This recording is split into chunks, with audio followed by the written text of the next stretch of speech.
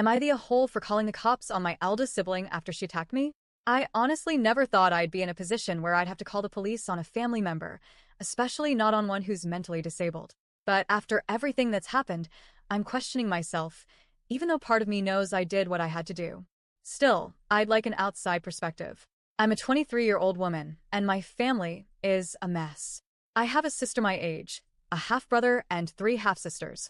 The oldest of us, we'll call her Lynn, 28F, is my half-sister from my mom's first marriage. My mom, Nicole, has had 3 husbands. Lynn and another of my half-sisters, Brianne, were from her first. That man turned out to be an abusive monster. Lynn unfortunately bore the brunt of that abuse.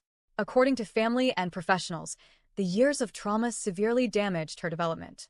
She's mentally about 8 years old and has been diagnosed with schizophrenia, bipolar disorder, PTSD, and more. While Brianne came out of it mostly functional, though still dealing with PTSD, Lynn was never the same. After Nicole escaped her first husband, she met my dad. They got married and had me and my sister Paige, 20F. Things were good for a while, until my dad passed away in his sleep when I was just a child. It devastated us. Not long after, my mom met Alan, her third husband, who, let's just say, was not an upgrade. He brought years of emotional abuse into our home, mostly targeted at Paige and me. But that's a story for another time. Nicole and Alan eventually had 2 more children, my half-siblings Landon, 11M, and Elizabeth, 8F. Now, back to Lynn. From the time I was little, being around her was a waking nightmare. I remember being 5 years old, autistic, quiet, and small, when Lynn tried to suffocate me with a pillow.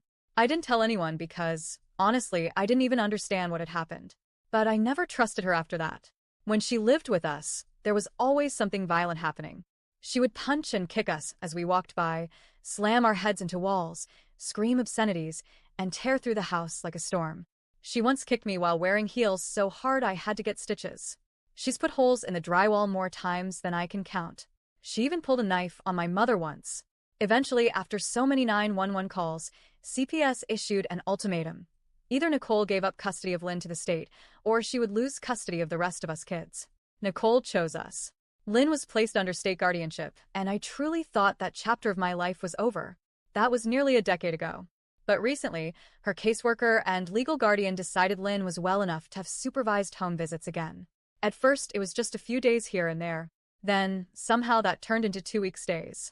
I tried to stay out of the way during these visits. I told Nicole and Alan clearly, if Lynn ever put her hands on me again, I'd call the police. No exceptions.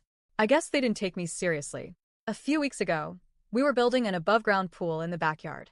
It was scorching hot, 96 degrees Fahrenheit, and I had been hauling heavy wheelbarrows full of concrete sand all afternoon. I asked for help. No one helped. So, I did it myself. After 3 full trips, I sat down on the back porch stairs to take a break and drink some water. That's when Lynn came outside. She started calling me lazy, slinging curse words I won't repeat, and demanding I keep working. I calmly told her I was just taking a short break. That was apparently unacceptable. When I told her to shut up, she snapped. She lunged at me and grabbed my hair, yanking hard and not letting go. I instinctively pulled back, trying to get her off me. It was terrifying and painful. I felt like I was 5 years old again, helpless. Eventually, I broke free and ran into the house. My hands were shaking as I dialed 911. But I did it. The police came. I gave them my statement.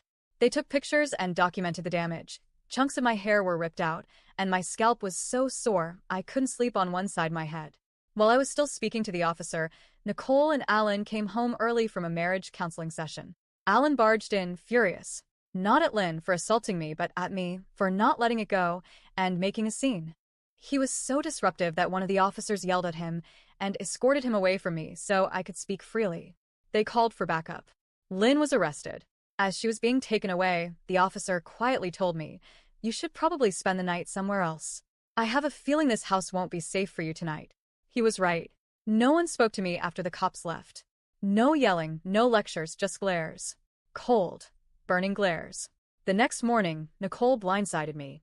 She announced that she'd already spoken to our landlord and had me removed from the lease. I had until 5 p.m. to pack up and leave.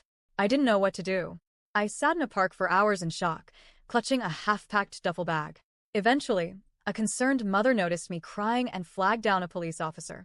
He took me to a crisis center, where I stayed for 3 days. No phone, no contact with the outside world. When I finally got my phone back, my inbox was flooded. Dozens of messages from family asking where I was, if I was safe. I learned later that my uncle, on my dad's side, found out what Nicole did and tore into her. The extended family was livid. They couldn't believe she threw me out with 5 hours' notice to protect the sister who attacked me. Eventually, I convinced Alan to let me back in the house for now. But I've been walking on eggshells since. I recently received a letter from the court. I'm legally entitled to be notified of all hearings involving Lynn's case. Turns out Nicole and Alan stole it from the mailbox, so they could read it first. Lynn's public defender has given her 2 options: 45 days in jail with a guilty plea, or 5 to 10 years in prison. I don't know what she'll choose. I know Lynn is mentally disabled. I know she has a tragic backstory. But being disabled does not give her a free pass to abuse others, especially me, again and again for years. If she were truly legally incompetent, the courts wouldn't even charge her. I told everyone, Nicole, Alan, the whole family, that if Lynn ever laid hands on me again, I would involve the police. And I followed through. It's been 16 days. No one said anything supportive. Just glares. Cold stares. As if I betrayed them. As if I'm the one who crossed a line. So, am I the a-hole for calling the cops on my mentally disabled sister when she attacked me? Or should I have just walked away?